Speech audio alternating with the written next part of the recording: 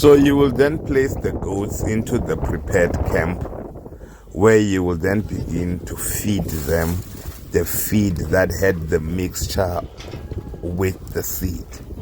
Then that seed will undergo its first process of access to liquids or access to water in the rumen of the goats.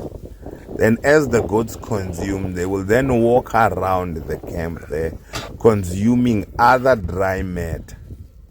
Then that dry matter, as the stomach gets full or the rumen gets full, the goats, as they walk around, they will start dropping waste material, that is usually small brown balls, and also urinating. Now, as you know, that the urinating of goats is high in nitrogen, and nitrogen is usually